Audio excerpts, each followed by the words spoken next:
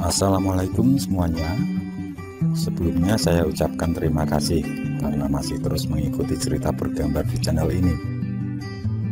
Dan untuk kawan-kawan yang belum subscribe ke channel ini, dukung saya ya. Klik tombol subscribe dan klik logo lonceng untuk bisa berlangganan gratis di video cerita bergambar selanjutnya. Oke, sebagai imbalannya kali ini saya akan coba menggambar sekaligus bercerita tentang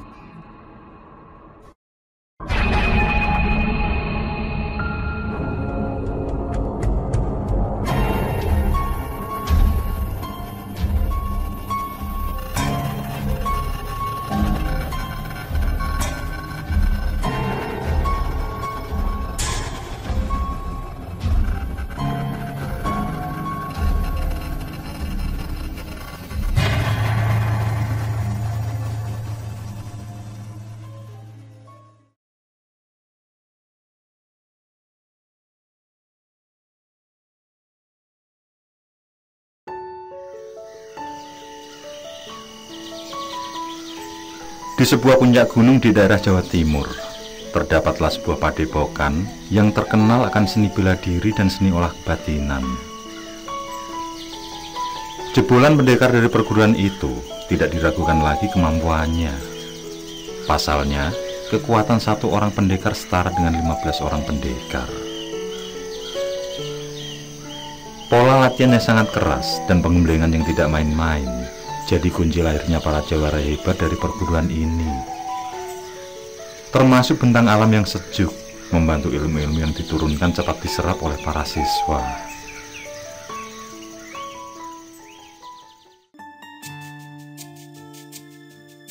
Salah satunya adalah Aji, pemuda keturunan orang sakti itu, berguru di padepokan bersamaku dan ketujuh rekan seperguruan lain. Kurang lebih selama 2,5 tahun lamanya, aku dan Aji menggembleng diri bersama di padepokan. Dan dalam kurun waktu 2,5 tahun itu, Aji bercerita padaku bahwa badannya serasa seperti memiliki kekuatan lebih dari manusia biasa. Dia tidak dapat dilukai alias kebal. Kekuatan itulah yang membuat Aji menjadi sombong. Bahkan mulai menyalahgunakan ilmu yang diturunkan oleh guru besar. Suatu hari, saat guru besar keluar meninggalkan padepokan untuk menemui sanak saudaranya, Aji memanfaatkan ilmunya untuk membuat ulah di pasar. Aku diajaknya ke sana. Dengan alasan beristirahat, aku menolak ajakannya. Namun diam-diam, aku mengikuti dari belakang. Aku penasaran dengan apa yang hendak dilakukan di tengah keramaian warga. Aku pun mengawasi dari kejauhan dan tanpa sepengetahuannya. Di sana, dia mulai berbuat onar dengan seenaknya meminta upeti pada para pedagang pasar. Dia mengancam akan merusak kios dan menghancurkan barang dagangan jika tidak menuruti kemauannya. Sontak, seluruh pasar saat itu dalam keadaan hening. Tidak ada yang berani melawan penindasan yang dibuat oleh Aji. Aji mencabut sebilah keris dari pinggangnya untuk memberikan rasa takut pada para pedagang. Tampak seluruh pedagang di pasar diam dan mau tidak mau harus memberikan upeti pada Aji. Mereka lebih memilih memberikan uang daripada kehilangan nyawanya. Aku yang melihat kebiadaban teman satu perguruanku itu hanya bisa terdiam tanpa melakukan apapun. Ini dikarenakan watak Aji yang sangat pendendam jika kesenangannya diganggu. Hingga suatu ketika ada seorang pedagang pasar yang memberanikan diri melawan penindasan Aji. Dia masuk ke padepokan untuk melapor ke guru besar. Dia menceritakan tentang kelakuan Aji selama beberapa minggu di pasar. Sontak saja, satu padepokan geger dibuatnya. Semua tidak menyangka akan keburukan yang diperbuat Aji. Langsung saja, Aji dipanggil menghadap guru besar. Dan saat itu juga dia dijatuhi hukuman Yang mana hukuman tersebut membuat siapa saja bergidik ngeri. Pasalnya, ini bukan sembarang hukuman. Aji akan direndam ke dalam minyak mendidih. Sedangkan minyak yang digunakan adalah hasil rebusan kelelawar bermata merah, yang mana hewan itu hanya dijumpai saat malam satu suro di sebuah alas. Aku yang menganggap Aji seperti kakak sendiri tidak tega dengan hal itu. Walau kelakuannya sulit untuk dimaafkan, tapi ada hukuman lain yang membuatnya jera. Aku pun langsung menghadap guru besar untuk meminta beliau tidak menjatuhi hukuman itu. Namun keputusan guru besar tidak bisa ditolak. Aji harus mempertanggungjawabkan semua tindakannya tersebut. Dengan disaksikan banyak orang, termasuk warga Padepokan, hukuman pun akan dijalankan.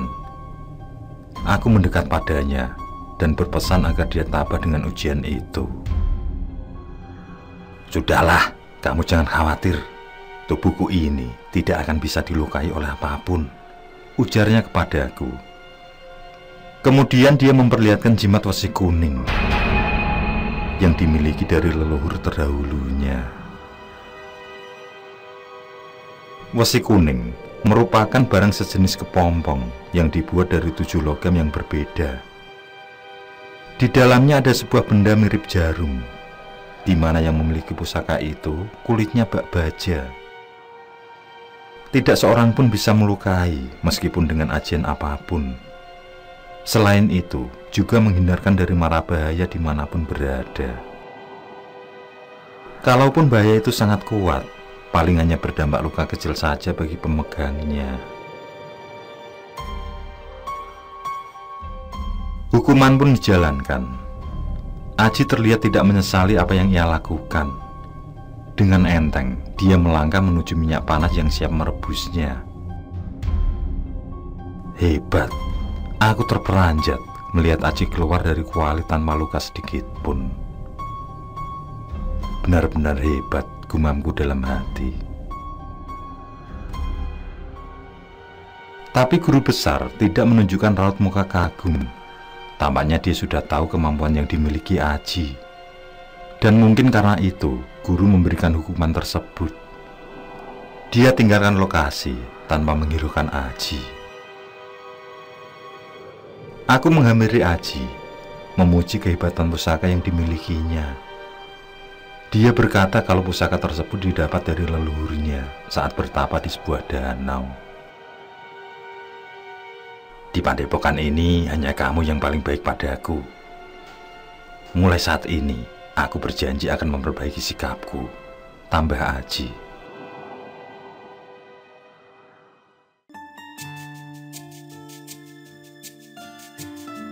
Tidak terasa, sudah 13 tahun kami belajar berguru di Padepokan ini. Dan dari ke-9 siswa, hanya tersisa kami berdua, yaitu aku dan Aji, yang sanggup menuntaskan hingga tahap akhir. Saat inilah di mana kami berdua harus berpisah. Guru besar mengutus kami untuk menyebarluaskan aliran perguruan. Namun kami harus berpencar. Aji ke daerah utara dan aku ke daerah selatan. Aji pergi dahulu menuju utara seperti apa yang guru arahkan. Sebelumnya dia memberiku kalung berlambang ikan. Kalung ini yang menjadi simbol kalau kami adalah saudara satu perguruan. Ketika Aji sudah meninggalkan gerbang Padepokan, aku diminta untuk menghadap guru besar terlebih dahulu. Diberikannya aku sebilah keris. Jika kamu mencabut keris ini dari sarungnya, maka harus memakan nyawa sebelum masuk ke sarungnya kembali.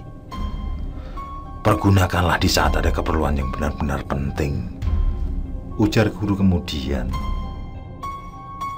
Aku menerima pusaka itu tanpa berpikir ulang, karena pantang menolak pemberian guru yang sudah pasti itu adalah barang sakral.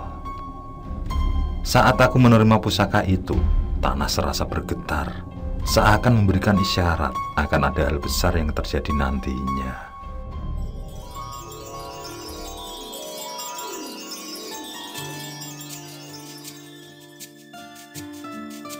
Waktu terus berlalu. Tidak terasa 20 tahun sudah berlalu sejak aku dan Aji meninggalkan Padepokan. Dan selama itu, tidak pernah sekalipun aku bertemu dengan Aji. Aku hanya fokus memperluas aliran dari guru besar, hingga mampu mendirikan Padepokan yang mulai berkembang. Terlintas di pikiran betapa kerasnya menempa diri saat di Padepokan dulu. Selama bertahun-tahun di sana, dihukum dan dipukul sudah menjadi makanan sehari-hari. Ada kerinduan untuk mengulang semuanya. Juga kerinduan pada Aji dan para guru di Padepokan, terutama guru besar. Tapi kerasnya kehidupan membuatku selalu menunda untuk menyambangi Padepokan. Kang, aku ke pasar dulu ya, kata istriku yang membuat lamunanku itu hilang. Aku menyuruh mengajak salah satu murid untuk membantu membawa belanjanya, tapi dia menolak. Dia tidak mau merepotkan siapapun. Sutini adalah wanita dari kampung tempat aku menyebarkan ajaran Padepokan. Dia merupakan anak dari lurah setempat yang berwajah cantik bagi bidadari. Karena kecantikannya itulah, banyak lelaki desa yang memperebutkannya, hingga terjadi adu kesaktian, termasuk aku. Dan keberuntungan berpihak padaku. Aku bisa mendapatkannya setelah perjuangan yang cukup panjang.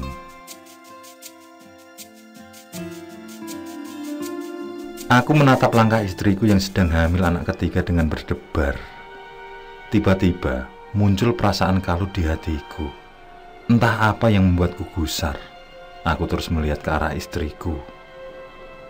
Perempuan yang belum sepenuhnya aku bahagiakan, tapi dengan sabar dia selalu mendampingi dan menutup segala kekuranganku. Berhati-hatilah istriku, batinku.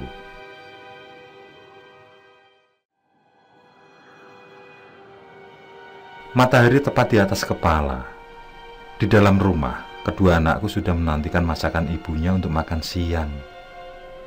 Namun istriku belum juga pulang. Rasa khawatir dan cemas mendatangiku. Aku terus melihat ke arah jalan, berharap muncul pedati membawanya dengan senyum yang indah. Tapi yang muncul justru seorang perempuan pedagang sayur. Dengan berlari dia menghampiriku. Tampak raut wajahnya panik. Tuan, Tuan, ujarnya ketakutan. Aku menyuruhnya tenang sambil mengatur nafas. Istri Tuan diculik orang. Dia berbadan tegap. Orang itu juga memporak-porandakan pasar, Tuan, katanya masih dengan nada gemetar. Seketika amarah merasuk di dadaku. Aku langsung mengambil pusaka yang diberikan oleh guru. Aku selipkan di pinggang, lalu dengan cepat menuju ke pasar. Aku tinggalkan pedagang itu bingung sendiri. Sampai di pasar, aku menemukan banyak orang terluka. Darah berceceran di mana-mana. Suara rintih kesakitan membuatku semakin tegang. Aku lihat setiap penjuru pasar, tidak tampak istriku berada di sana. Aku melangkah menyisir setiap sudut pasar, hingga aku temui istriku di sebuah gubuk sayur. Keadaannya sangat memprihatinkan. Dia memegangi perut yang tertancap sebilah keris dengan keadaan setengah telanjang. Aku cabut keris itu, keris yang tidak asing bagiku. Kang, maafkan aku. Ikhlaskan aku dan anakmu menuju alam kekekalan, ujar Suniti sambil menahan sakit, yang kemudian dia mengembuskan nafas terakhirnya. Tidak lama kemudian datang seorang muridku. Dia memberitahu kalau melihat pelaku pembunuhan itu. Dia juga menceritakan sedang terjadi pertarungan dengan murid yang lain. Aku langsung mengajaknya menuju tempat tersebut. Kupasrahkan istriku pada orang-orang yang berada di sana.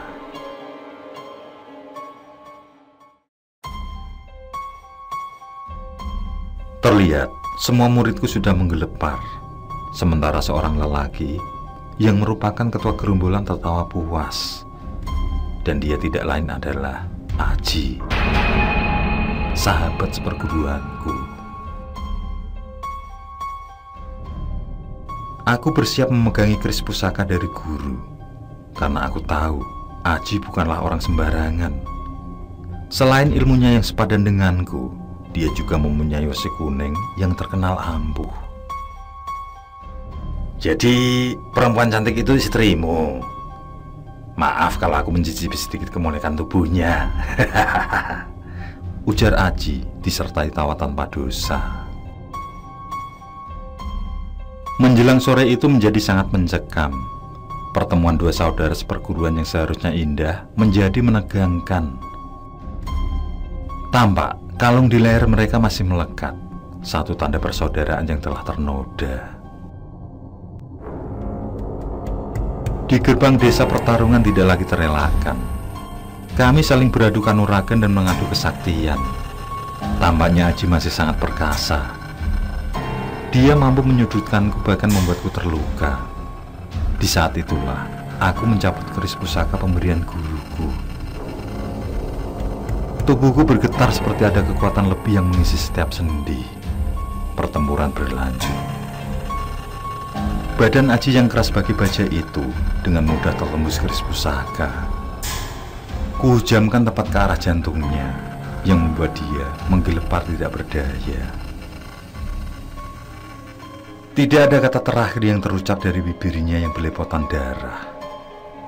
Kulihat wesi kuning di tangannya hancur berkeping. Aku berteriak sekeras-kerasnya dengan apa yang menimpa. Semua sudah terjadi. Sehebat apapun manusia, Tuhan akan memberi balasan yang setimpal kepadanya jika dia bersikap buruk. Aku melihat kedua tanganku, tangan yang telah membunuh dalam dendam dan kemarahan. Semoga tidak ada hukuman kepadaku, karena itulah yang seharusnya aku lakukan.